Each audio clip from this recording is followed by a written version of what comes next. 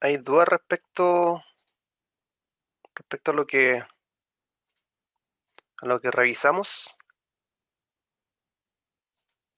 Creo que quedamos por aquí, ¿o no era? ¿Mm?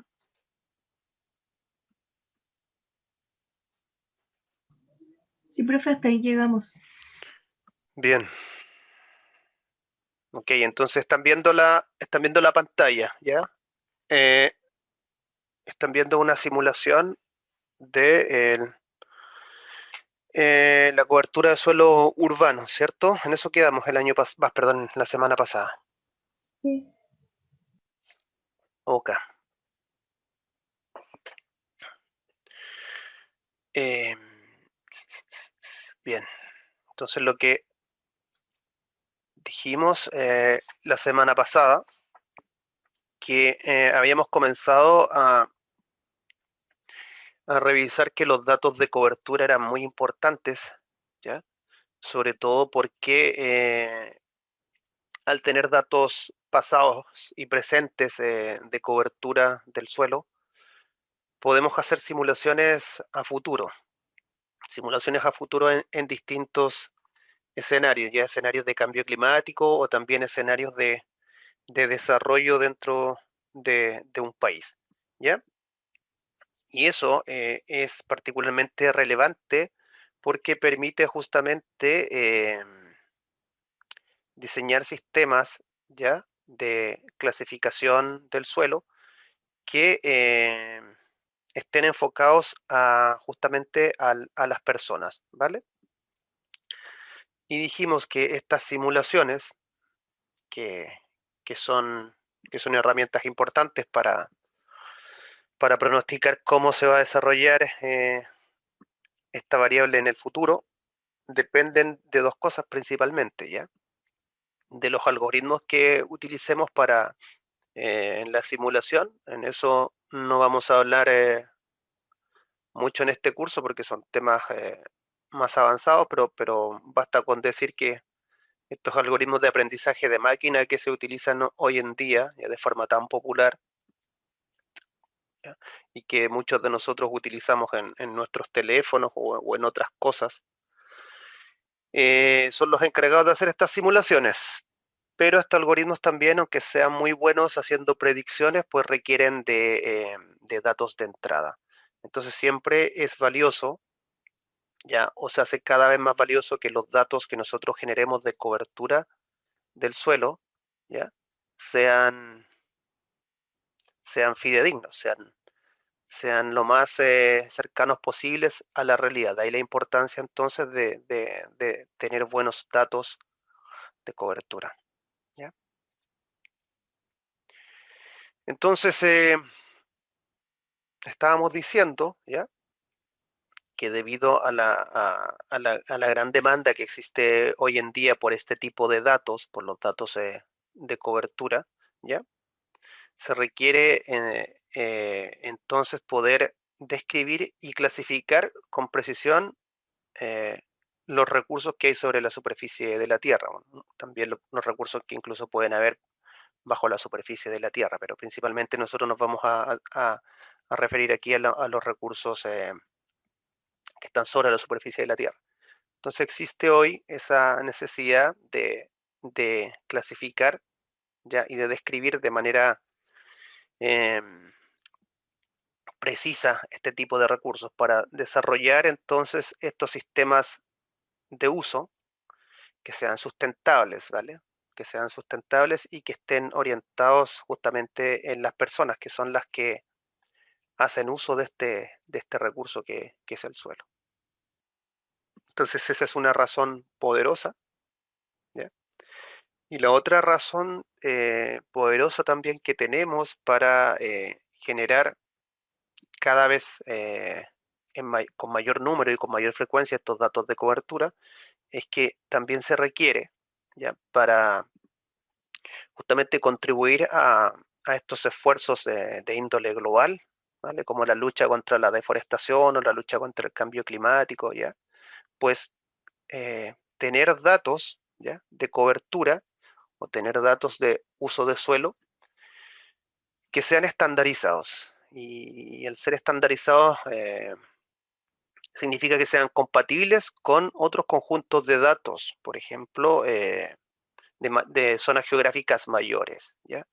Y ahí me estoy refiriendo a que los datos que nosotros generemos de cobertura del suelo, por ejemplo, en la región del Maule o en la región de los ríos o a nivel nacional, pues sean comparables, perdón, y sean compatibles con los datos de cobertura del suelo que genera Argentina, ¿ya?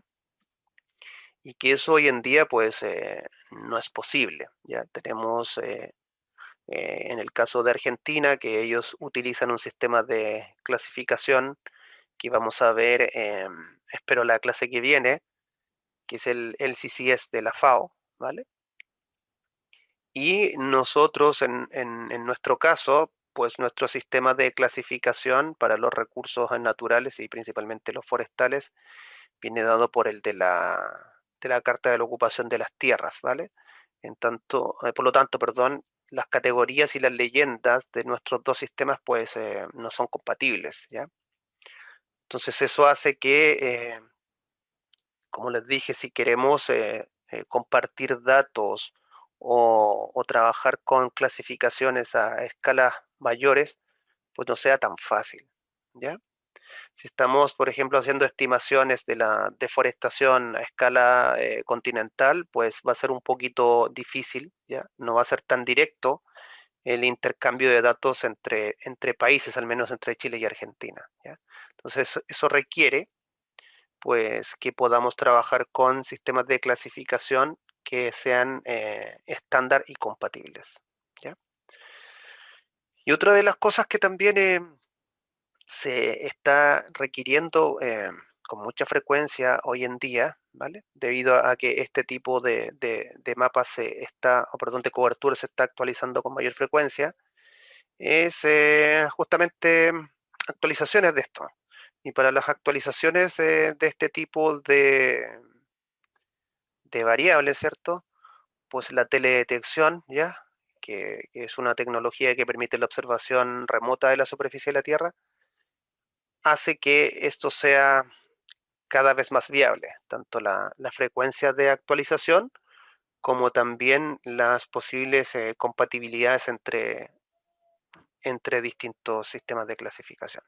Bueno, entonces eso es importante que lo tengamos claro, que nos vamos a encontrar cada día con la mayor necesidad de tener datos de cobertura, en este caso del ejemplo, ¿vale? Y sistemas de clasificación de la Tierra que sean compatibles y también esos sistemas, dado la dinámica que está sufriendo el mundo, requieren que se actualicen cada vez de forma más frecuente, ¿ya? Antes es probable que estos sistemas se actualizaran cada 10 años, pero hoy pues la mayoría de las regiones se está actualizando en un horizonte de 5 años, ¿vale? Y todo esto, pues, es importante justamente para desarrollar sistemas de clasificación que sean sostenibles, es decir, que tengan un componente ecológico, un componente social y un componente económico y que estén orientados a las necesidades de las personas, ¿ya? ¿Se entiende eso? Sí, profe. Sí, se entiende. Entonces, estábamos hablando de que hay un sistema de clasificación que está definido por la FAO, que es el LCCS, ¿ya? Y este sistema, pues la FAO lo viene trabajando desde el año 93, ¿ya? Y el objetivo de este sistema es que sea considerado como una clasificación de referencia, ¿ya? Es decir, un sistema que responda a la necesidad de estandarización o recolección de datos y que esos datos sean armonizados, ¿ya? Y una de las principales novedades de este sistema es que el enfoque que utilice, ¿ya? Para la clasificación de las coberturas sea un enfoque común e integrado de los aspectos que sean inherentes a la cobertura de la Tierra. ¿ya? ¿Esto qué trae como consecuencia, ya? ¿O cuál es lo bueno de esto? Es que implica una metodología que sea aplicable a cualquier escala, eso está muy bien, ¿ya? Y que sea exhaustiva, ¿ya? En el sentido de que cualquier cobertura, ¿ya? Que se puede identificar en cualquier parte del mundo, pueda ser fácilmente acomodada a las categorías que tiene este sistema, ¿ya? ¿Ok? Entonces, para desarrollar esta metodología, ¿ya? Esta metodología se desarrolla a partir de un conjunto de criterios independientes, ¿ya? Que se llaman clasificadores, ¿vale? Son los elementos que permiten pues clasificar una cobertura de la Tierra dentro de las categorías que maneja este sistema. Esos clasificadores, ¿ya? Pues podemos pensarlos como un árbol de reglas de decisión, ¿ya? Que permite enfrentarse a una cubierta en un determinado lugar y al aplicar una serie de árboles de decisión, ¿cierto? O reglas de decisión, me va a permitir encauzarme hasta finalmente conducir al nombre o a la clase que pertenece esa categoría. La diferencia de este sistema versus la mayoría de los otros sistemas que existen hoy en el mundo es que este sistema está basado entonces en el uso de los clasificadores, ¿ya? Y la mayoría de los otros sistemas que se utilizan en el mundo están basados en la nomenclatura, ¿vale? Es decir, en la lista de nombres para las categorías, ¿vale? Otra de las características que tiene este sistema, perdón, es que las clasificaciones o las leyendas existentes en los otros sistemas pueden ser, entre comillas, traducidas, ¿ya? Dentro de este sistema de referencia, ¿ya? Por lo tanto, se facilita el uso ya de datos o de materiales existentes. ¿Ok? Entonces, bueno, este es el sistema, el CCS de la FAO, y ya lo vamos a ver en la clase que viene, pero por ahora vale con decir que es un sistema que pretende ser de referencia para todo el mundo, ¿ya? Y que las clasificaciones de las coberturas están hechas en base a unos criterios independientes que se llaman clasificadores y que esos clasificadores tienen relación con elementos directos de la cobertura. Se diferencian de los sistemas tradicionales en que los sistemas tradicionales, en la mayoría de ellos, utiliza pues una nomenclatura, que son listas de nombres, que son infinitas listas de nombres con categorías, que muchas veces ya esas categorías no tienen mucha relación con la cobertura que estamos observando, ¿vale? Pero eso lo vamos a discutir un poco más en profundidad más adelante. Bien, entonces, de este sistema, ya del LCCS de la FAO, que es el sistema que pretende ser de referencia a escala global, pues se desprenden algunas definiciones que son importantes que nosotros tengamos en mente. Y la primera es el concepto de cobertura de la Tierra, ¿ya? La cobertura de la Tierra, entonces, según la FAO, es la cobertura biofísica que se observa sobre la superficie de la Tierra, ¿ya? Entonces, es un término amplio que no solamente describe la vegetación y los elementos antrópicos existentes sobre la Tierra, sino que también describe otras superficies como los afloramientos rocosos y los cuerpos de agua o las zonas cubiertas por ejemplo, por nieve, ¿ya? Entonces, ese es el primer concepto, la primera definición que me gustaría que adoptáramos y que tuviéramos claro en este curso, ¿cierto? Cuando pensemos entonces en cobertura de la Tierra, pensemos en esa frase que está ahí en pantalla. Y justamente lo que describe entonces esa fotografía que está ahí, pues es la cobertura de matorral en la categoría, en el nivel 1, ¿vale? Vamos a ver más adelante que estos sistemas de clasificación tienen niveles. Entonces, en el nivel 1, pues eso que está ahí viene siendo considerado como un matorral en este sistema de la FAO. ¿Se entiende? Sí, sí, profe. Sí, profe. Bien.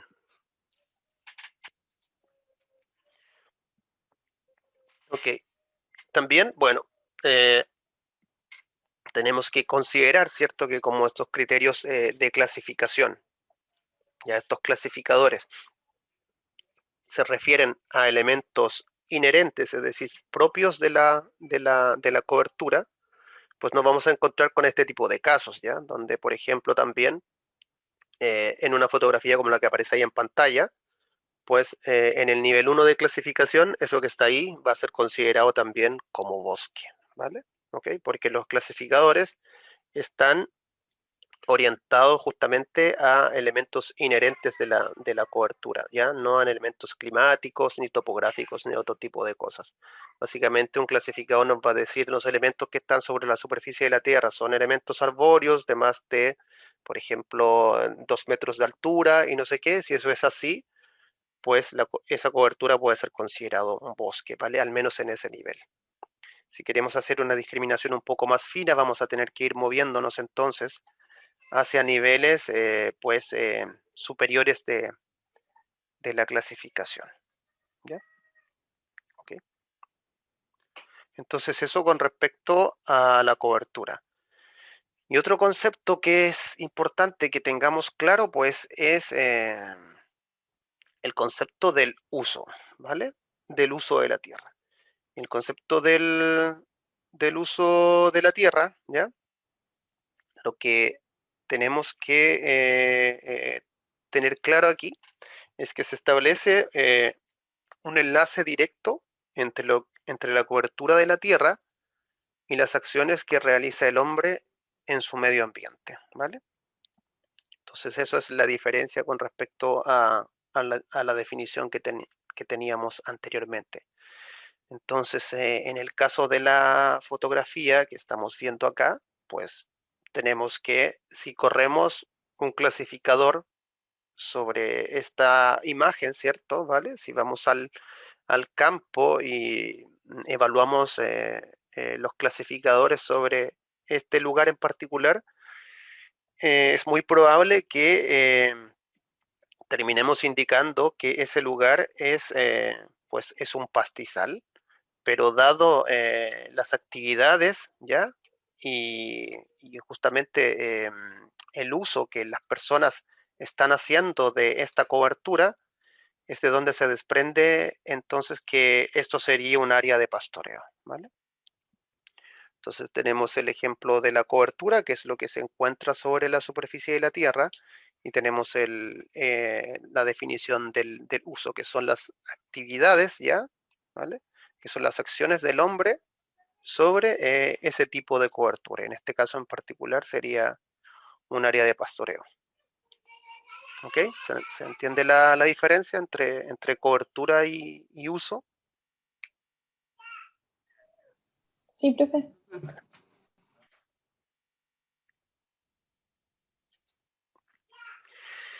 Bien, entonces siguiendo con las definiciones, pues de acuerdo también a la FAO, a este sistema que ya revisamos, que pretende ser el sistema de referencia, eh, tenemos que una clasificación pues describe un esquema sistemático con los nombres de las clases, ¿ya? Y los criterios utilizados para distinguirlos y también la relación que existe entre las clases, ¿ya? ¿Ok? Por lo que esta clasificación, ¿vale? Va a requerir la definición clara de límites de clase, ¿vale? Estos límites que permiten diferenciar una clase de la otra deben ser claros, ¿vale? Es decir, no deben ser ambiguos, ya deben ser precisos y en lo posible estos límites de clases deben ser cuantitativos y deben ser basados en criterios objetivos, ¿ya? Entonces ahí tenemos dos definiciones para la clasificación, ya la clasificación de la FAO, que es la que mantiene en su sistema, y también está una clasificación un poco más antigua, que es la de Sokal del 74, ¿ya? Y que él dice que es un arreglo u ordenamiento de objetos en grupos o conjuntos sobre la base de sus relaciones, ¿ya? Entonces, en este caso, pues lo que tenemos ahí en pantalla es que es una situación concreta en el campo para una zona en particular, y lo que tenemos ahí es justamente estos iconos representan el ordenamiento de los objetos en grupo, ¿ya? Y que este ordenamiento puede estar también basado en sus relaciones, ¿ya? Podríamos pensar entonces que el icono con círculos rellenos, ¿vale? Podría ser un indicativo de lo que son los huertos agrícolas, ¿ya? Y el icono de triángulos que están rellenos, pues también podrían ser el indicativo de una plantación de conífera, ¿ya? Tanto los círculos como los triángulos, ya tanto rellenos como vacíos, podríamos pensarlo en especies diferentes. Y ahí tendríamos que entonces, pues, comenzar a hacer una suerte de ejercicio de imaginación y pensar, bueno, estas zonas son de plantación, o estas zonas son de huerto, y dependiendo de, pues, perdón, la descripción que tenga cada uno de estos símbolos, empezar entonces a hacer un ordenamiento de estos objetos en el territorio, ¿cierto? Habrán zonas que a lo mejor están mezclados, pues, coníferas con nativo, ¿vale? Otras zonas que serán matorrales, matorral pastizal, ¿vale? Pero lo importante de esto es que una clasificación es una representación abstracta de una situación real en el campo, es decir, una situación que hay en el campo, ¿vale? La clasificación hace una suerte de simplificación de esa realidad y lo hace utilizando, pues, criterios de diagnóstico que son bien definidos y que se llaman clasificadores, que es lo que hemos venido comentando hasta ahora.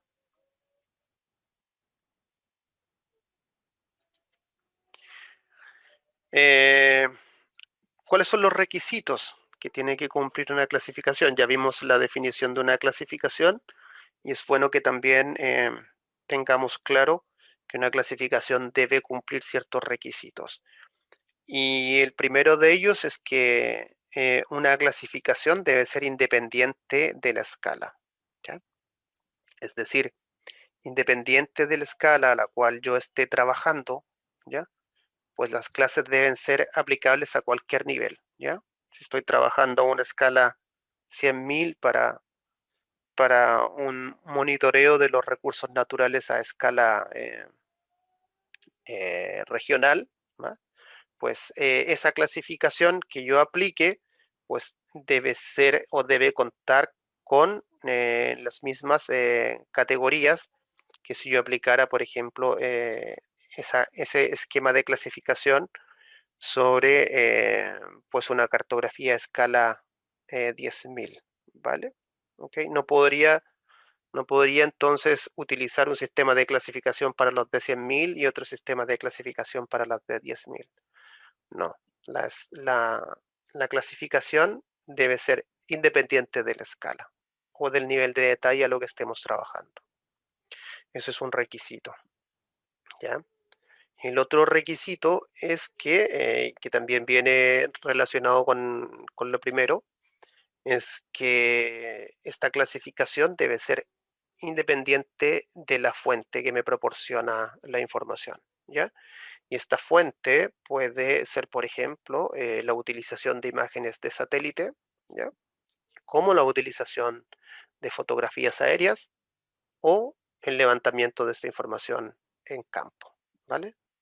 Ok, entonces, esos son dos requisitos muy importantes que deben cumplir eh, los sistemas de clasificación o una clasificación particular, perdón, que debe ser independiente de la escala y también debe ser independiente de su fuente, debe funcionar tanto para eh, datos que provengan de una imagen de satélite, como datos que provengan, por ejemplo, pues de un dron, ¿ya? Por darles un ejemplo.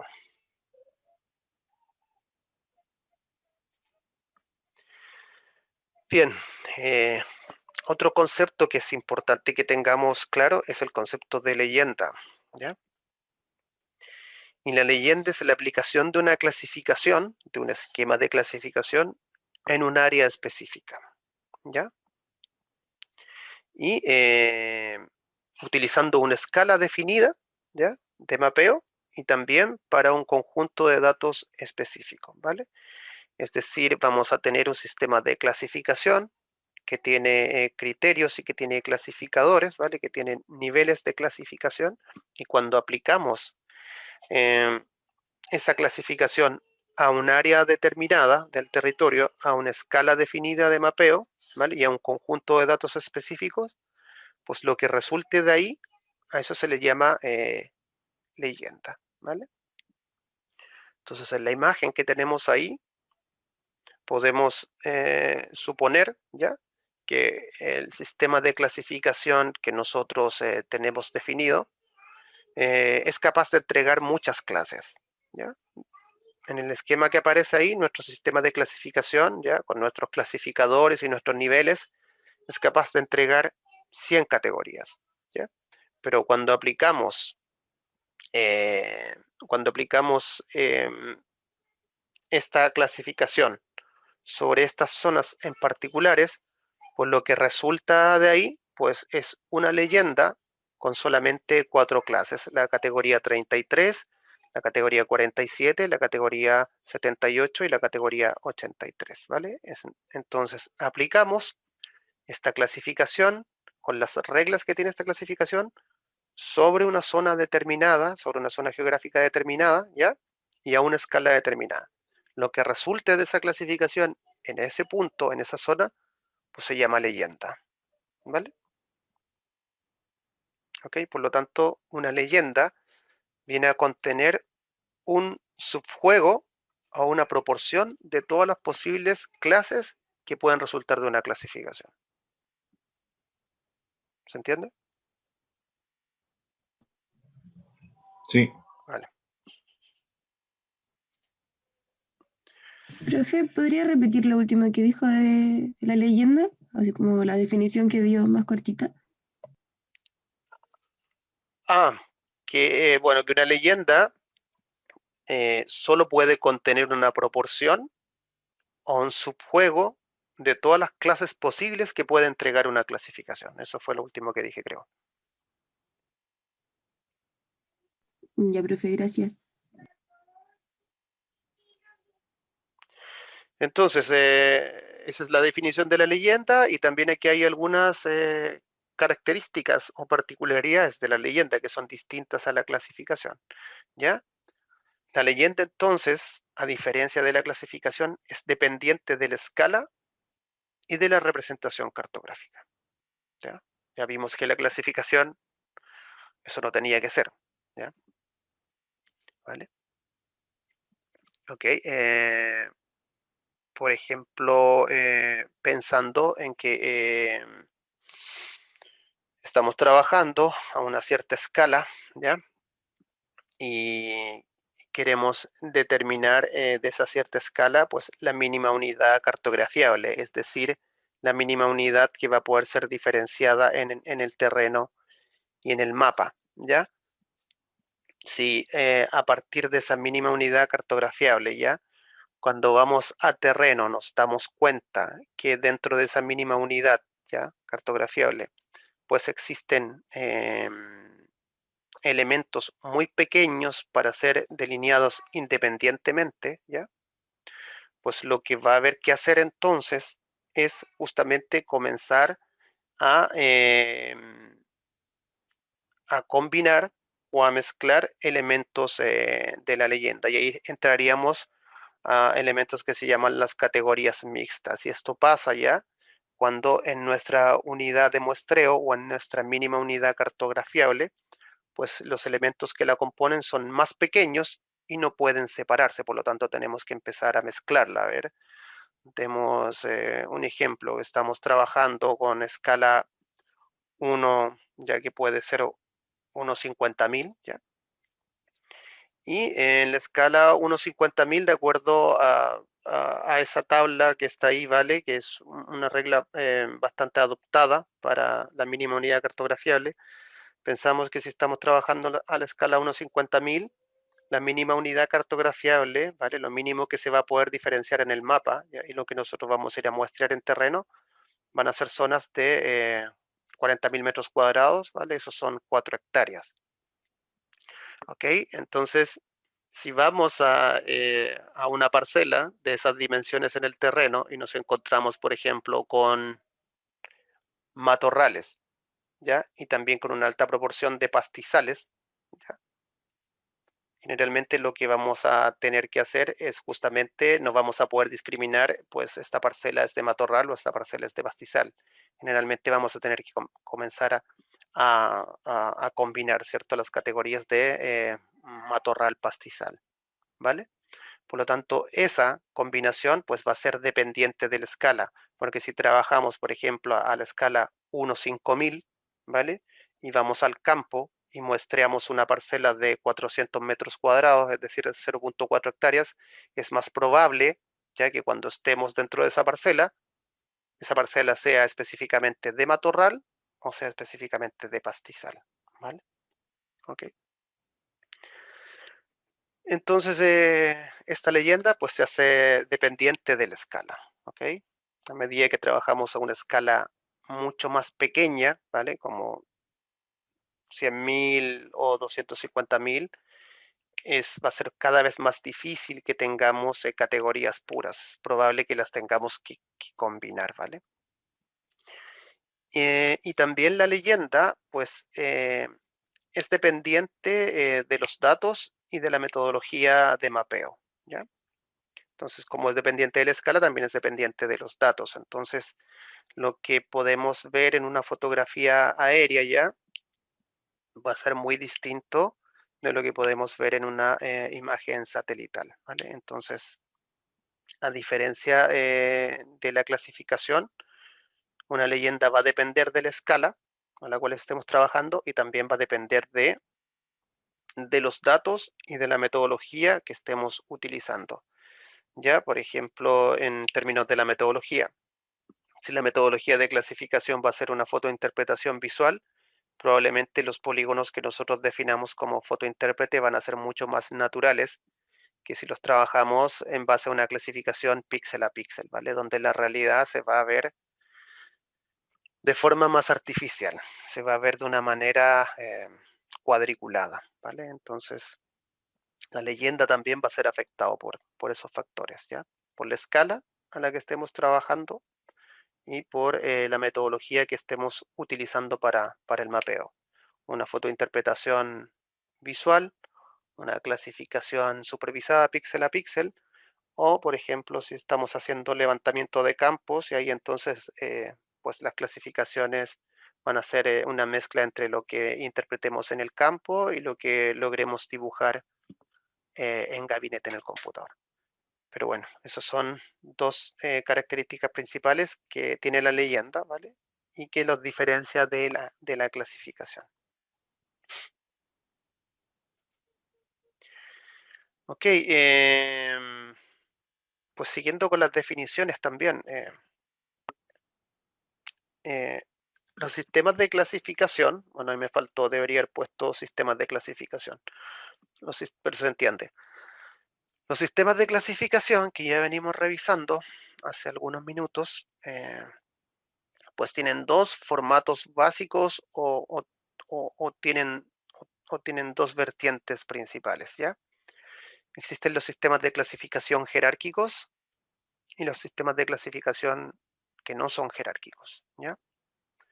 La mayoría de los sistemas de clasificación que se utilizan hoy en día, el que venimos comentando, el CCS de la FAO, que pretende ser un sistema de referencia, otro también que es muy utilizado en Europa, que se llama Corine, que también lo vamos a ver en las clases que vienen, pues esos sistemas y la mayoría de los que se utilizan son sistemas que están jerárquicamente estructurados, ¿ya?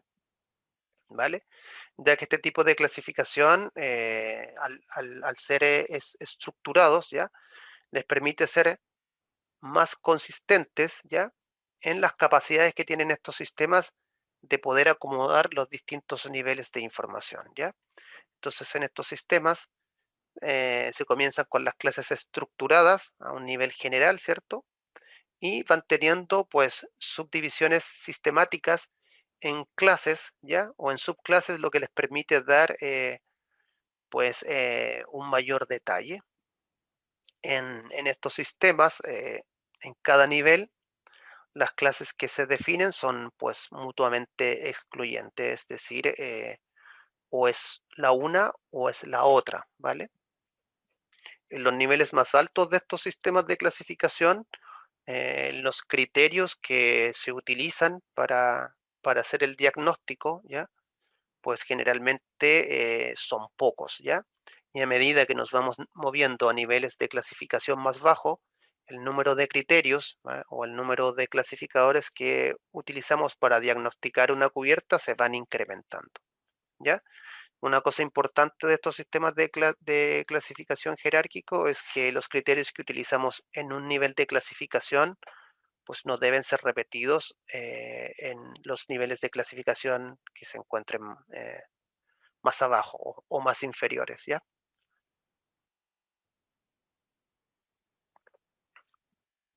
Entonces, eso es con respecto a los sistemas de clasificación y la división que existe entre ellos en los sistemas jerárquicos, que son los más utilizados hoy en día en el mundo, ¿ya? Que tienen niveles superiores y niveles inferiores. En los niveles superiores generalmente las clases son excluyentes y que en los niveles superiores pues se utiliza un menor número de clasificadores para realizar la decisión y a medida que vamos bajando pues se van realizando, se van utilizando más clasificadores los que permiten dar un mayor detalle a las coberturas. Y los clasificadores que utilicemos en los niveles superiores pues no pueden ser utilizados en los niveles inferiores, ¿ya? Profe, ¿puede dar un ejemplo concreto o figurado de lo que está hablando en relación a los niveles, como para tener Pues algo como más visual? Pues por ejemplo, en un nivel tú puedes decir si esta cobertura es natural o es antrópica. Pues abajo, más abajo, ya no puedes seguir preguntando si esta cobertura es natural y es antrópica. Si esta cobertura es natural o es antrópica, te vas por una línea, digamos que es natural. Ya te pasas a un siguiente nivel. Y en el siguiente nivel no puedes volver a preguntar de nuevo esta cobertura es natural o es antrópica. ¿Ya? Y tendrías a lo mejor que pasar por otro tipo de clasificador. Por ejemplo, la densidad o la cobertura de dosel que tiene esta cobertura para poder ser determinado, no sé, como renoval o como bosque adulto. Pero ya no puedes volver a preguntar de nuevo en otro nivel, esto es natural o esto es antrópico. Ya, perfecto, muchas gracias. ¿Sí?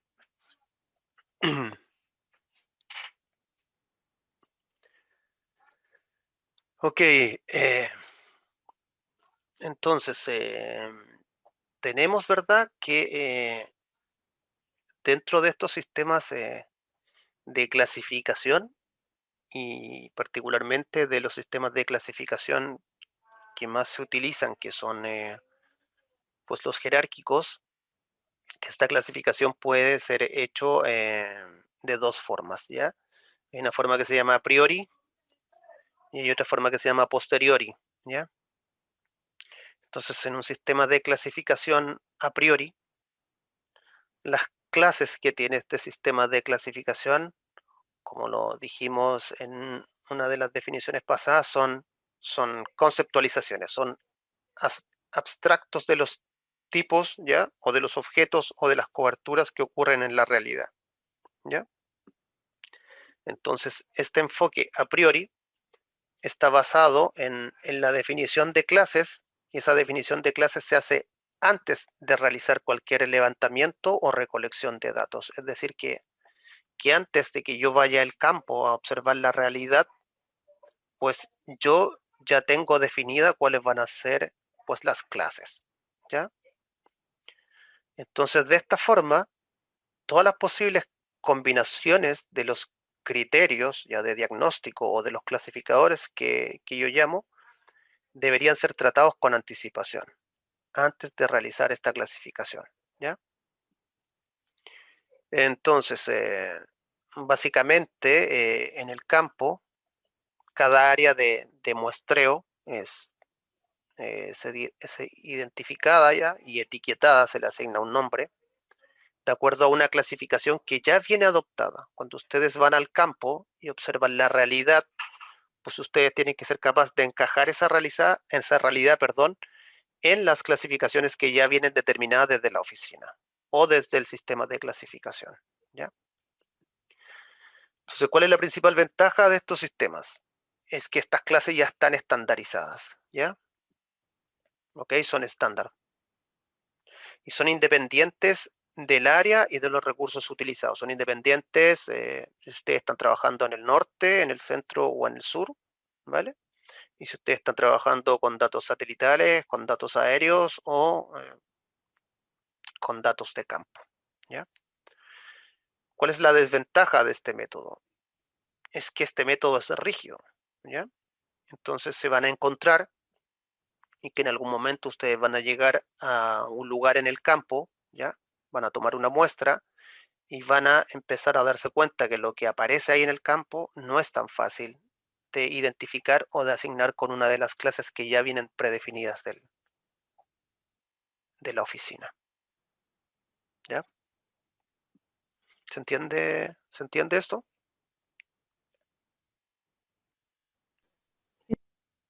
Sí, profe. Vale.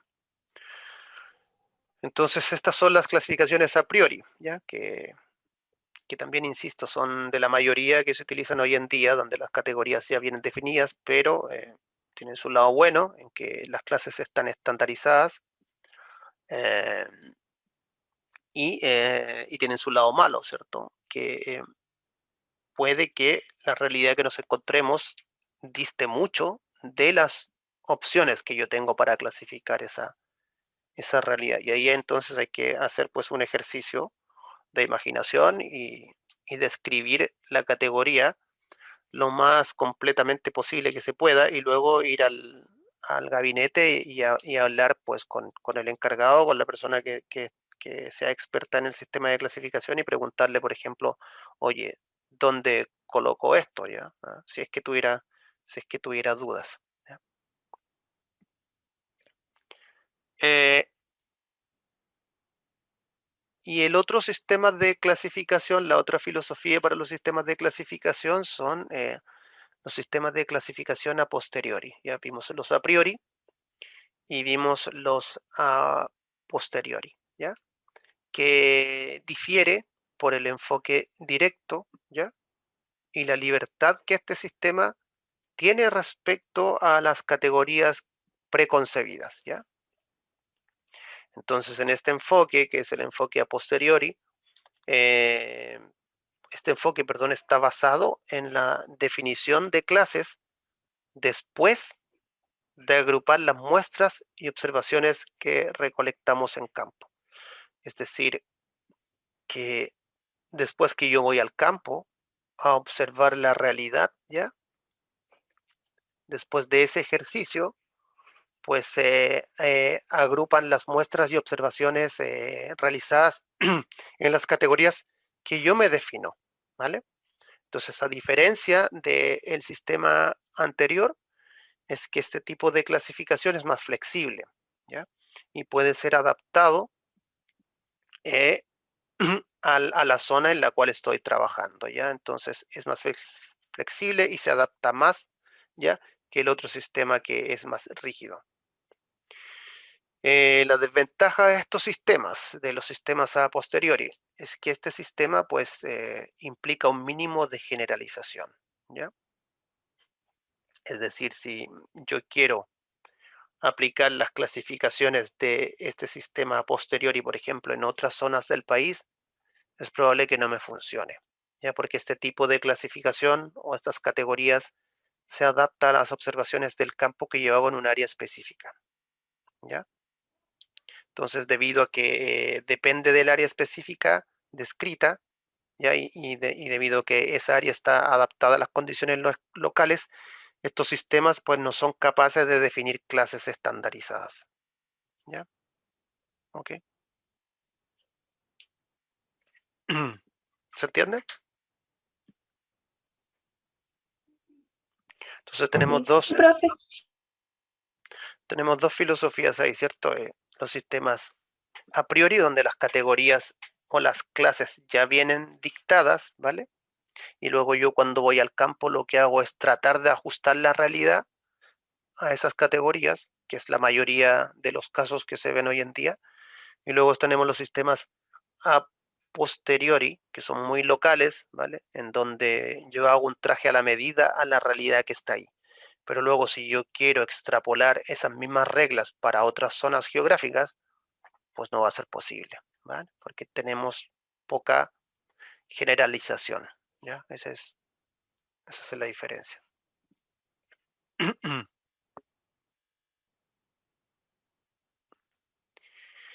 Profe, una consulta con lo que hablé recién. ¿Sería mejor usar un sistema a priori, en el sentido de que es más estandarizado? O, o no sé, es como da lo mismo usar cualquiera. O sea, como repetí tanto que era mejor usar algo estandarizado para poder aplicarlo a distintos territorios. ¿En qué situación sería bueno utilizar un sistema a posteriori? Por ejemplo, a lo mejor sería bueno utilizar un sistema a posteriori cuando los datos que usted va a tener no los necesita hacerlos compatibles con otros sistemas de clasificación. Imagínese que a lo mejor usted trabaja para una organización o para su empresa en particular o para un cliente que quiere tener descrita la realidad de la mejor manera posible, ¿ya? Y le encarga a usted, pues, hacerle una clasificación de su patrimonio sí, de su patrimonio. Pues a usted no le interesa, por ejemplo, que esos datos sean compatibles con los que tiene Argentina, por ejemplo, o los que tiene Brasil. O incluso tampoco a lo mejor le hace sentido que sean compatibles con lo del Sistema Nacional de Clasificación, ¿ya? Porque las categorías del sistema a priori no le acomodan, ¿vale? Entonces, en esa situación, a lo mejor usted, ¿cierto? Para tener bien ordenado y de la manera precisa los datos de su cliente o los suyos propios, utiliza, por ejemplo, a lo mejor un sistema a posteriori, ¿vale? Pero tiene que tener en cuenta que si usted quiere extrapolar esas reglas, por ejemplo, para utilizarlas en otro lugar, pues esas categorías no van a ajustar, ¿vale? ¿Ok? Porque van a ser muy específicas. No sé, estoy pensando a lo mejor en las categorías de las zonas del sur de Chile, valdiviano, bosque siempre verde, higrófilo, y si usted quiere utilizar esas mismas categorías de clasificación en la zona mediterránea, pues no van a calzar, ¿vale? Ya, comprendo, profe. Ujú. Muchas gracias. En cambio, si usted, no sé, pues si hacen la encargada de el catastro del bosque nativo a escala nacional, pero además también el Ministerio del Medio Ambiente, el de Agricultura, le dice, oye, necesitamos un sistema que permita aportar a la base de datos continental para ver, por ejemplo, si el bosque se sigue degradando, si hay deforestación, si hay tala, si hay presencia de nativo o plantación. Y eso tenemos que hacerlo conversar con Argentina, con Brasil, con Paraguay. Pues, ¿qué sistema utilizan los otros? Pues están utilizando los de la FAO, ¿ya? ¿Cuáles son las categorías? Pues estas que están aquí, ¿ya? Entonces habrá que meter la realidad de Chile dentro de esas categorías que están ahí. ¿Se entiende? Sí, sí, Ya, profe, ahora sí se comprende. vale. Mm, ok, siguiendo entonces con las bases conceptuales. Estos sistemas de clasificación, ¿cierto? Ya hemos visto que, pues, pueden ser jerárquicos, no jerárquicos, a priori y a posteriori. Hemos comentado entonces eh, algunos ejemplos de dónde se podría utilizar uno y dónde se podría utilizar el otro, y de ahí pues nos damos cuenta de que estas cosas seguramente van a tener problemas, ¿vale? Entonces vamos a hablar acerca de algunos problemas que pueden tener. Entonces, más allá de la necesidad que tenemos hoy en día, de lo que vine comentando en la clase, ¿cierto? De que es necesario de que nuestros datos sean estandarizados y que puedan conversar con otros sistemas, porque, bueno, porque vivimos en un mundo que es global, ¿ya? Por lo tanto, lo que hacemos nosotros también afecta a los del lado y viceversa, ¿ya? Eso es un poco la necesidad justamente de tener sistemas que permitan conversar con, eh, pues con otros países, ¿cierto? Entonces existe, más allá de la necesidad de este sistema de clasificación estándar, es importante reconocer que ninguna de las clasificaciones actuales han sido internacionalmente aceptadas, ¿vale? Eso es así, porque cada país tiene su realidad, ¿ya? Y sus sistemas, y los sistemas de ellos, pues, les ajustan mejor a la realidad particular de ellos, ¿ya? Entonces, es básicamente lo mismo que pasa, la analogía de comprarse un traje que se lo hacen a la medida versus un traje que viene industrializado ya y que habría que ajustar a la talla que viene desde la industria. Entonces, ese es uno de los principales problemas, ya que ninguna de estas clasificaciones actuales han sido internacionalmente aceptadas, perdón. Entonces, si esto se debe a que muchas veces, pues, las clases de las coberturas de la Tierra han sido desarrolladas para propósitos o escalas específicas, ¿ya? Y por lo tanto no son aptas para otras iniciativas, ¿ya? Entonces, también muchas veces lo que pasa es que los factores que se utilizan para estos sistemas de clasificación eh, muchas veces resultan, en una mezcla que no es deseable entre elementos de la cobertura de la Tierra actual, ¿ya? Como elementos de la cobertura potencial. Es decir, que para realizar una clasificación de una cobertura se utilizan tanto elementos de la propia cobertura, ¿ya? Como también se utilizan elementos ajenos a la cobertura, ¿vale? Para, para clasificarlo, por ejemplo, el clima, ¿vale? Que eso es una de los elementos que se utiliza muchas veces para realizar una cobertura, pero que no es propio de la cobertura. El clima no es inherente de la cobertura, ¿ya? Entonces, esa viene siendo una de las razones de por qué hoy en día ninguna de las clasificaciones actuales puede ser tildado como de referencia para todo el mundo, ¿ya? Pero es uno de los principales problemas, ¿ya? Entonces, eso podríamos decir, aunque es bueno tener sistemas, ¿cierto?, que sean capaces de conversar uno con otro, pues nos vamos a dar cuenta que estos sistemas han sido desarrollados para propósitos y escalas específicos, ¿ya?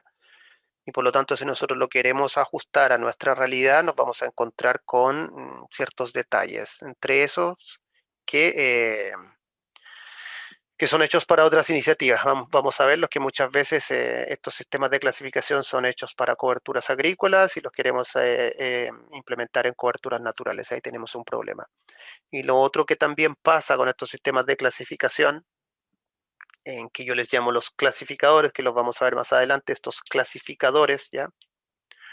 Muchas veces son una mezcla entre elementos de la cobertura y otros elementos que no son propios de la cobertura, como el clima, ¿vale? Entonces se utiliza el clima para realizar clasificaciones de la cobertura, lo cual no es correcto. Deberían utilizarse ya solamente elementos propios de la cobertura, por ejemplo, la altura, ¿ya? Por ejemplo, la densidad, ¿ok? Por ejemplo, el porcentaje de cobertura, que son elementos propios de la cobertura, pero no deberíamos utilizar, por ejemplo, el clima, porque no es propio de la cobertura. Ya, entonces, esos son problemas de los sistemas de clasificación. Y vamos a hacer un listado, ¿vale? Más específico de estos problemas que presentan estos sistemas de clasificación. Y uno de los principales, yo diría, que es el propósito, ¿ya? Es el propósito. ¿Qué podemos decir del propósito? Podemos decir que una proporción de estas clasificaciones que existen ya son clasificaciones de vegetación o clasificaciones generales de la cobertura de la tierra, ya como por ejemplo sistemas relacionados a elementos agrícolas, ya. Por lo que la forma en cómo estos sistemas definen el rango de clases o de categorías, pues está bastante limitado, ¿ya? A ver, un ejemplo de este punto que estamos hablando ahí, ¿ya? La UNESCO tiene un sistema de clasificación, ¿ya? Un sistema de clasificación de vegetación. Y este sistema de clasificación de la UNESCO está diseñado para mapas de cobertura a escala, mapas de cobertura vegetal a escala 1/100.000, ¿ya? El cual considera solamente la vegetación natural, ¿ya? Si nosotros queremos aplicar este sistema de clasificación a otras áreas, por ejemplo, áreas vegetales como los cultivos o los huertos y en las zonas urbanas, pues nos vamos a dar cuenta que cuando intentemos hacer la clasificación de esos, pues no va a ser posible utilizarlo. Y ahí estas áreas entonces van a empezar a ser ignoradas. ¿Ya? ¿Ok? Entonces, eso viene siendo básicamente el problema del propósito, es decir, estos sistemas de clasificación fueron fueron diseñados para un propósito en particular, ¿ya? Y por lo tanto tienen una cierta capacidad de determinar, de definir el rango de coberturas, pero nosotros, por ejemplo, lo queremos utilizar en otro contexto, ¿vale? Y queremos que estos sistemas de clasificación sean capaces entonces de describir nuestra realidad. Pues eso no es así, porque tenemos un problema entonces de propósito, ¿ya?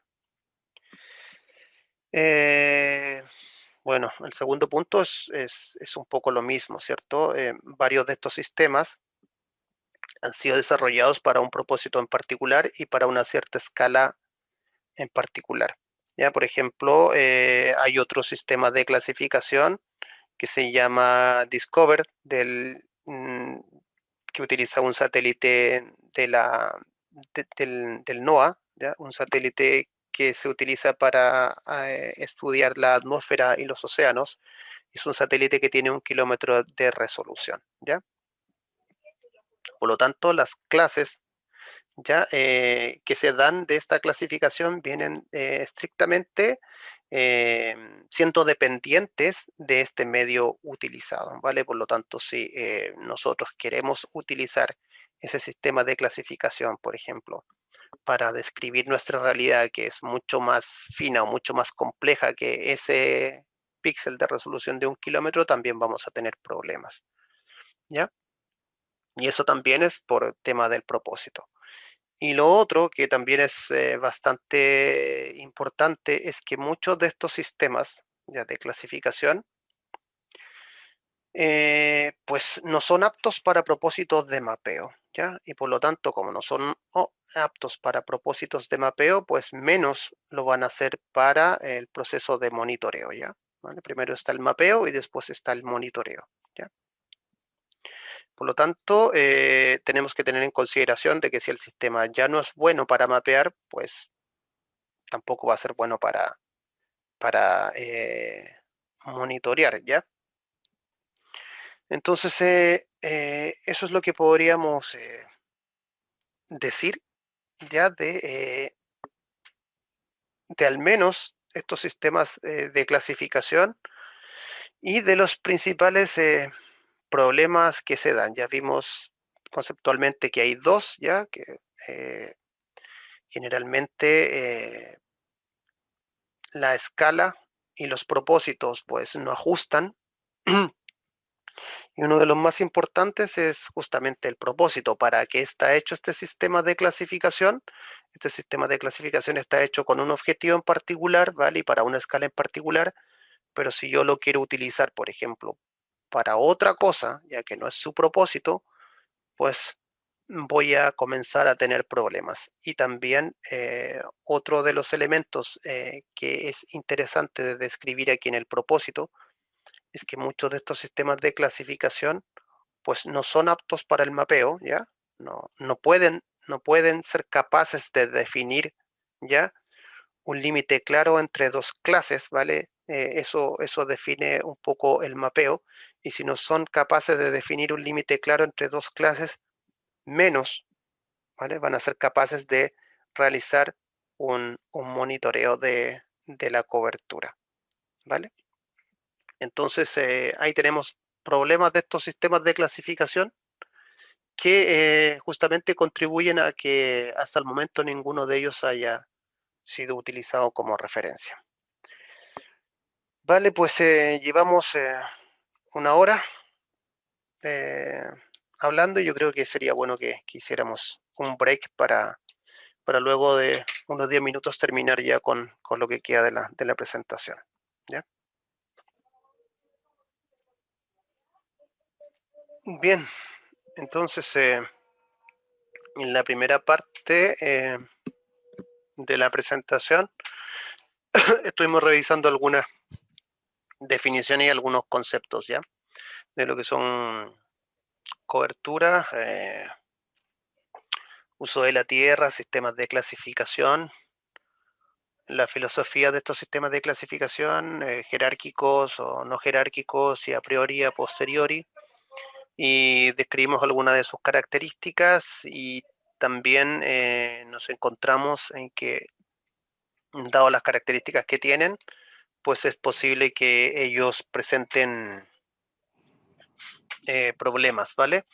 Y uno de los problemas que primero vimos es el problema del propósito y de ahí dijimos que, bueno, si un sistema está hecho con un propósito en particular, ¿ya? Y para una escala en particular, si yo lo quiero utilizar para otra cosa, es muy probable que tengamos problemas. Entonces, a eso se le llama justamente el problema del propósito.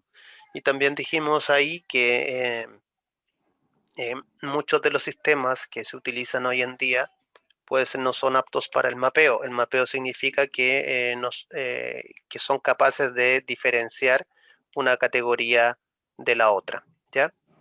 Entonces muchos sistemas aún no son capaces de diferenciar claramente una categoría de la otra, por lo tanto no pueden hacer mapeo, y si no pueden hacer mapeo, pues menos aptos van a ser para el monitoreo, que es el monitoreo es el seguimiento de las coberturas, y ahí quizás sería bueno detenerse en dar un ejemplo del monitoreo. Por ejemplo, cuando nosotros tenemos un sistema con fines de monitoreo, los cambios en la cobertura de la Tierra pueden tomar dos formas, ¿ya?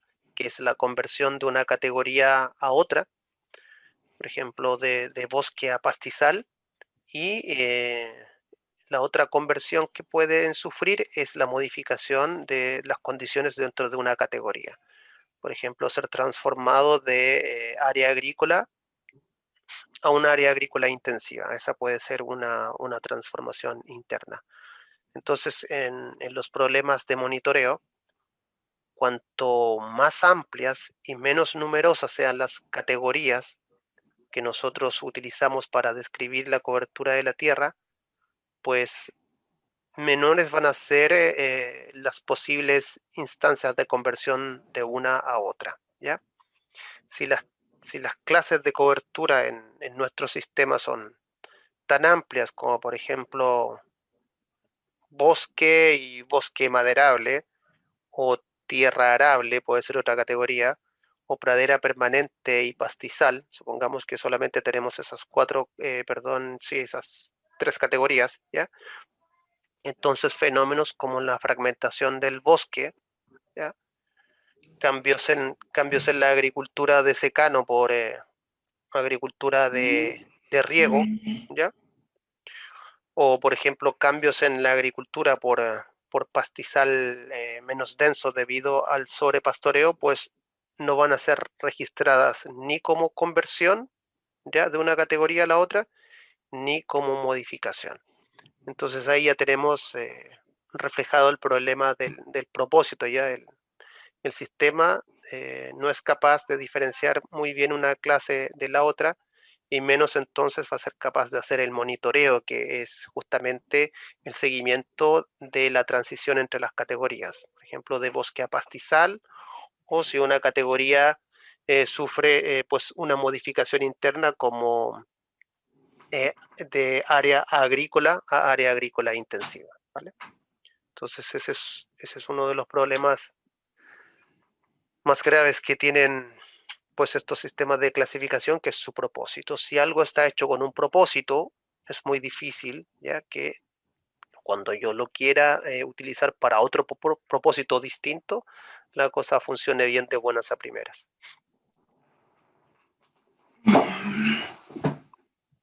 El otro problema que tienen estos sistemas de clasificación, ¿ya? Es la consistencia. Y eso tiene que ver con que la mayoría de estas clasificaciones, los criterios que se utilizan para derivar una clase no están sistemáticamente aplicados, ¿ya?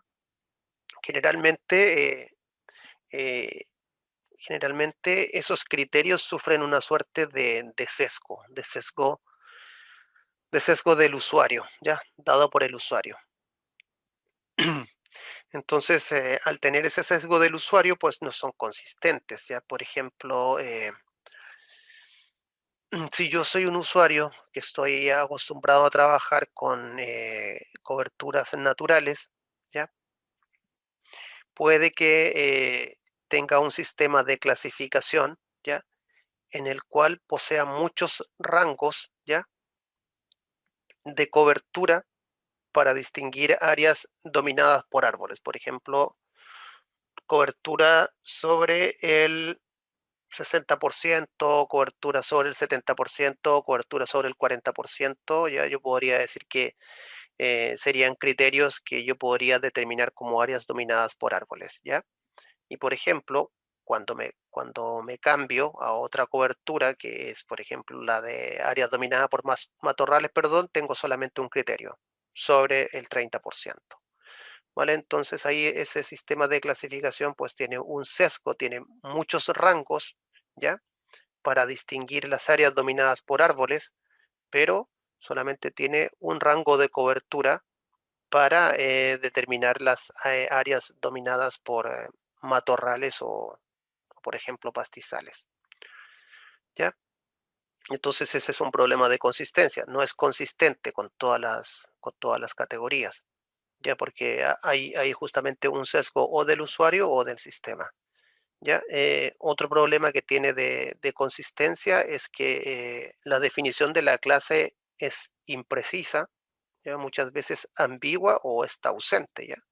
Entonces, ¿qué trae como consecuencia? Que en algunos sistemas de clasificación, pues fallan al tratar de tener consistencia interna en sus categorías. Y eso se puede dar en que, por ejemplo, las categorías, ¿ya?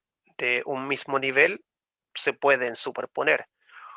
Eh, Poniendo un ejemplo que suele ocurrir, ¿vale? Es en em, categorías naturales o seminaturales o semiantropizadas, ¿vale? Entonces ahí la definición es bastante imprecisa, es ambigua, ¿vale? Y entonces pues permite que el usuario, ¿cierto? Cuando se haga la clasificación, permite entonces empezar a dudar, ya se empiezan a superponer, por ejemplo, a ver qué categoría yo puedo indicar como seminatural o semiantropizada, ¿vale? Pues son lo mismo, ¿no?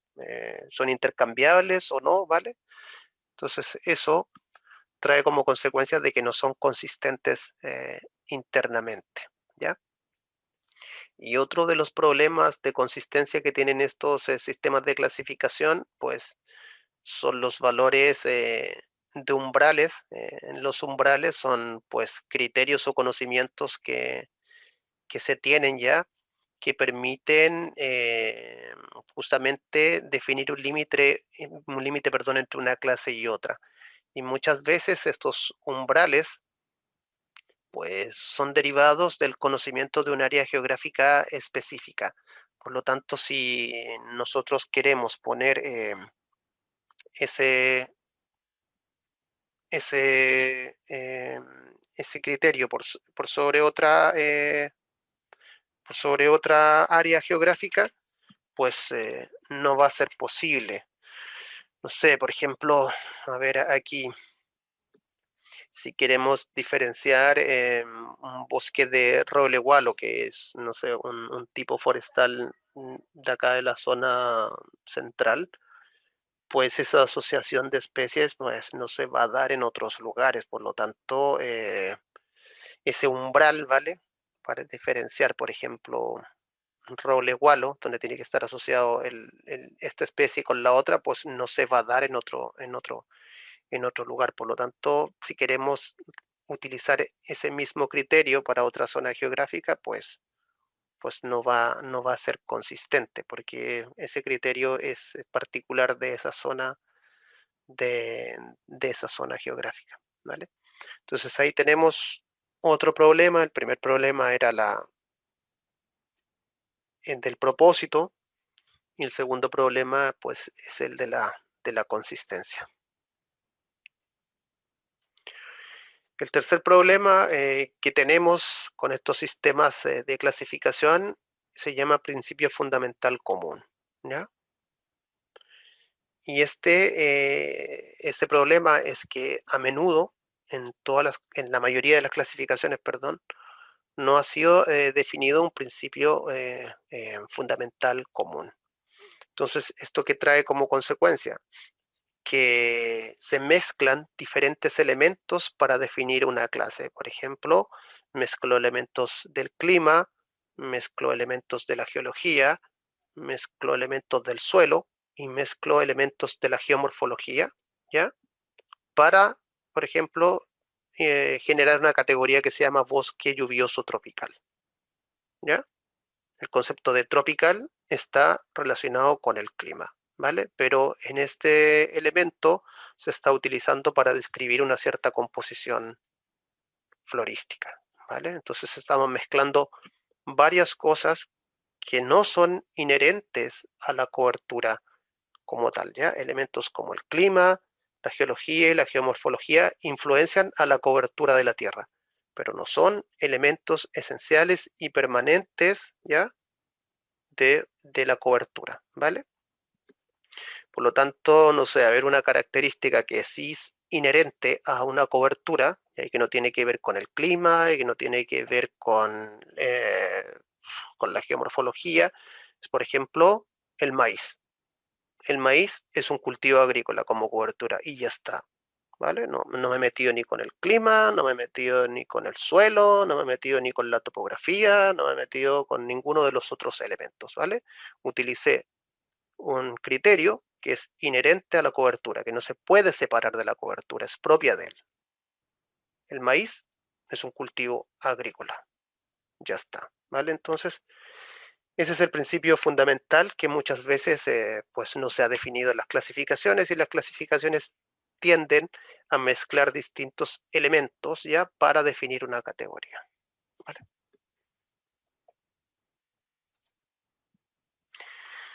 Entonces, esto también que nos trae como consecuencia que que la clasificación, por ejemplo, de la vegetación, podemos utilizar distintos criterios. Bueno, lo que estábamos hablando del principio fundamental común, ¿ya?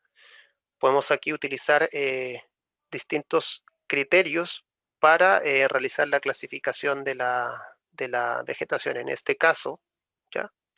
Podemos utilizar el criterio de altura, el criterio de la cobertura, que nos van a conducir, ¿ya? A una determinada clasificación, ¿ya? Pero por otra parte, también podemos utilizar otro criterio como la fenología de la hoja y el tipo de hoja, que nos van a llevar también justamente a otra clasificación, pero de la misma cobertura de la Tierra. Entonces, de ahí la importancia de llegar a una comprensión básica de los criterios que se van a utilizar como principios fundamentales para la descripción de la cobertura. Entonces, en el ejemplo, en ambos casos, el elemento es el mismo, es la vegetación natural, pero si están utilizando dos tipos de criterios diagnósticos, por un lado se utiliza la altura y la cobertura, y por otro lado se está utilizando, por ejemplo, la fenología de la hoja y el tipo de hoja. En ambos casos, pues si ustedes ven la imagen que se da al final de la diapositiva, pues nos estarían resultando dos elementos de clasificación distintos. Fe, disculpe, otro elemento de clasificación podría ser el color. El Color, perdón, el color color, sí, de... también podría ser otro elemento de clasificación. Claro que lo ideal, como le decía, es que estos criterios de clasificación sean inherentes y propios de la cobertura, que no sean elementos ajenos a ella, ¿vale? Pero sí podría ser, por ejemplo, un elemento característico de esa cobertura que lo diferencie de otra, no sé, el color, ¿vale? Pero esos son más criterios, bueno, lo podemos ver en el campo, pero también son criterios que utilizamos en fotointerpretación. Ustedes tuvieron SIG, ¿cierto? La mayoría. Sí, Sí, Ya, entonces, Sí. pues el color es un criterio para diferenciar elementos, para discriminar uno de otro, ¿cierto? Es, eh, es un atributo que podemos utilizar. ¿Ya? Eh, bien, y creo que ya vamos a ir terminando de describir estos problemas. Y otro de los problemas que se da, bueno, se da en los sistemas de clasificación a priori. Ya dijimos que son los más utilizados eh, hoy en día, pero estos sistemas pues tienen problemas, ¿cierto? Y los problemas, bueno, ya los hemos ido comentando, pero están resumidos en estos puntos que están acá. Las clases están predefinidas, ya este sistema de clasificación asume que todas las clases posibles pueden ser obtenidas, independiente de la escala e independiente de las herramientas utilizadas. Y eso, pues eso no es así, ¿cierto?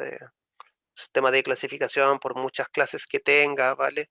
Pues va a ser imposible que ajuste a todas las realidades del mundo. Por lo tanto, tenemos ese problema con este sistema, ya que es rígido, que es intrínsecamente rígido, ¿ya? Y al tener todas esas clases definidas, pues va a ser un poquito forzado meter nuestra realidad o identificar nuestra realidad con esas categorías. Una principal ventaja de este sistema es que es al día de hoy la forma más efectiva de producir estandarización, ¿ya? De los resultados de clasificación entre comunidades de usuarios, lo que yo les decía. Si en algún momento se ven enfrentados con hacer un estudio que sean más allá de las fronteras del país, ¿cierto? Pues se van a encontrar con eso, ya que van a necesitar a lo mejor para comparar, ¿verdad?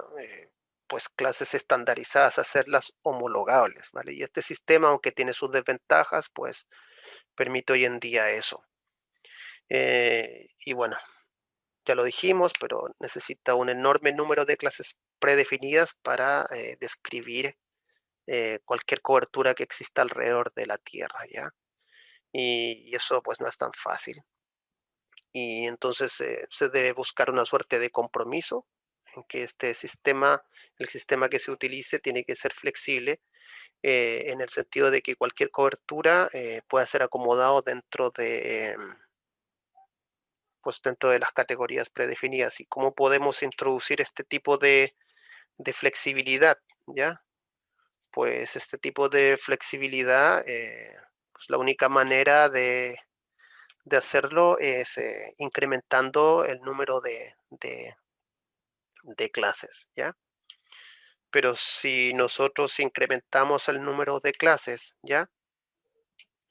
Entonces el usuario cuando utilice estos sistemas se va a ver enfrentado a una suerte de selva o de jungla de nombres de clases, ¿vale? Entonces va a llegar un momento en que la definición de las clases va a ser tan sutil y tan fina que el usuario se va a empezar a confundir, ¿vale? Entonces al tener tantos números de categorías, perdón, o tantas clases, lo que se va a hacer cada vez más difícil es la estandarización, ya que un usuario puede tener una opinión escasamente diferente en cómo interpretar algunas clases porque la definición del límite entre esas clases va a ser leve o va a ser subjetiva. Entonces aquí tenemos un problema con estos sistemas de clasificación y que se convierte en un círculo vicioso, ¿ya? Es decir, si queremos tener altos niveles de estandarización, pues vamos a tener un número menor de categorías, ¿ya? Y al tener un número menor de categorías va a ser, vamos a ser menos flexibles. Si queremos ser más flexibles, pues vamos a tener que aumentar el número de categorías, pero eso trae como consecuencia que vamos a tener una más baja estandarización. Entonces, este círculo vicioso, ¿cierto? Entre quiero tener un más alto nivel de estandarización, pero soy poco flexible. Entonces, si quiero ser más flexible, tengo que aumentar el número de categorías, pero si aumento el número de categorías, me hago menos estándar. Pues eso es un problema ya que al día de hoy aún no se resuelve, ¿ya? Así que, a pesar de todo eso, ¿ya? Si queremos considerar como los sistemas de clasificación de los existentes, considerar alguno de ellos como de referencia o el que se debería utilizar ya porque tiene unas bases conceptuales sólidas, porque tiene menos problemas de consistencia o porque los clasificadores, por ejemplo, están orientados solamente a la cobertura y porque además me permite una cierta estandarización, pues si esos son los elementos o las características que deseamos, ¿ya? Esos sistemas de clasificación podrían ser llamados de referencia, ¿ya? Y ojalá, ¿vale? En el ideal, estos sistemas de referencia que utilicemos o los cuales los basemos, pues deberían tener las ciertas características. Estos sistemas deberían ser exhaustivos, es decir, ninguna cubierta sobre la superficie de la Tierra debería quedar sin clasificar, ¿vale? Eso implica que sean exhaustivos, ¿ya? Deberían ser científicamente sólidos, ¿vale? Las clasificaciones que estos tienen y que estén orientados a la práctica, ¿vale? Eso es lo que debería cumplir un sistema de clasificación de referencia. Debería ser capaz de responder a la necesidad de una variedad de usuarios, ¿ya? ¿Ok? No solamente del país o del continente donde se creó, sino que si queremos que esto sea utilizado como referencia para todo el mundo, pues debiera ser capaz de responder a todas las necesidades de los usuarios. Potencialmente debiera ser aplicable como un sistema de referencia común, digo potencialmente porque todavía, insisto, no ha sido reconocido uno como el que se utiliza a través de todo el mundo. Debiera ser flexible para que pueda ser utilizado en diferentes escalas y diferentes niveles de detalle. Bueno, ya dijimos, exhaustivo, capaz de describir el rango completo de todos los elementos de la cobertura de la Tierra.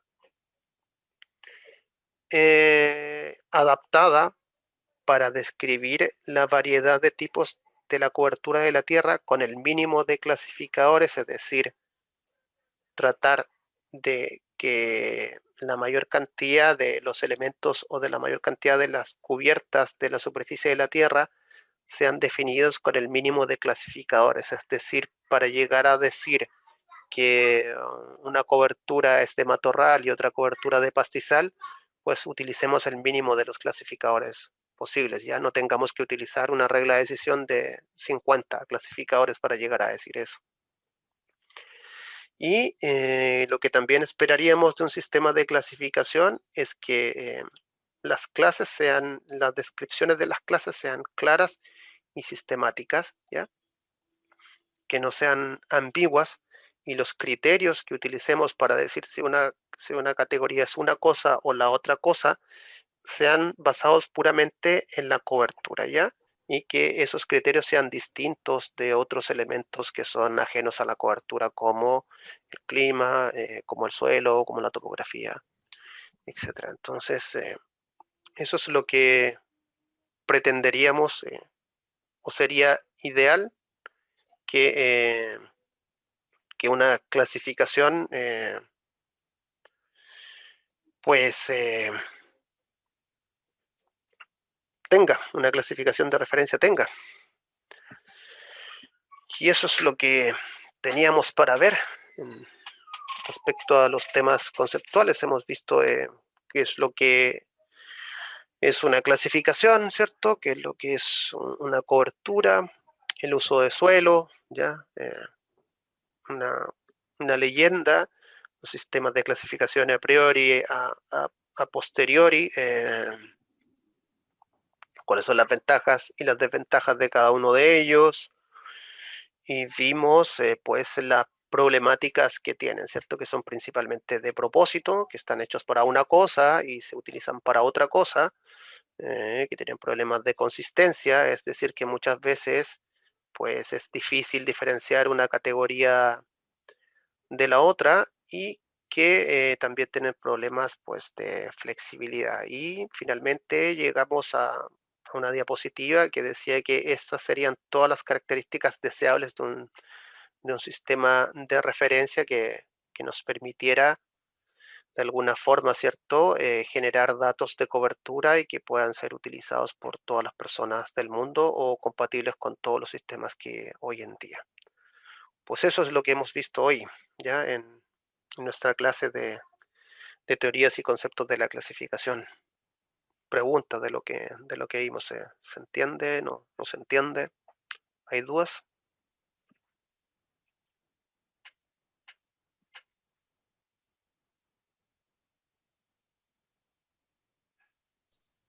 Sí, se entendió, profe. Muchas gracias. Ok, pues ya está entonces. Hasta aquí vamos a llegar con nuestra clase. Hoy no tenemos ayudantía, la ayudantía la retomamos la semana que viene, ya. En primera instancia vamos a tener dos ayudantes, ya conocen a uno que es Julián, y la otra ayudante es Nicole Gormas o Gormaz. Hola, Hola, Gormaz. Gormaz, Sí. Nicole Gormaz. Entonces vamos a tenerlos a ellos para trabajar en el curso. Así que, pues ya cuando esté resuelto el problema de los sistemas de Cibeduc y eso, pues ellos van a estar también ahí dentro de la lista de los participantes para que se comuniquen directamente con ellos a través de sus correos o mensajes en el sistema. Pero ellos nos van a guiar con las ayudantías y también con el tema de los trabajos prácticos. ¿Vale? Así que, ¿algo más antes de terminar?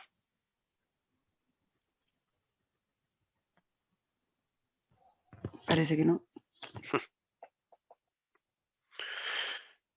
Bien, lo dejamos hasta aquí entonces y nos vemos en la clase que viene, ya profundizando un poquito más en este sistema de la FAO, y luego ya de eso pues nuestra segunda ayudantía con Julián y con Nicole. Así que eso, pues que esté muy bien, cuídense y ya nos estamos viendo con los ojos. Chao, profe, muchas Vale, gracias. todo Gracias. bien. Profe, Chao, chao. Sí. que esté bien. Chao, profe, gracias. Chao. Profe, gracias.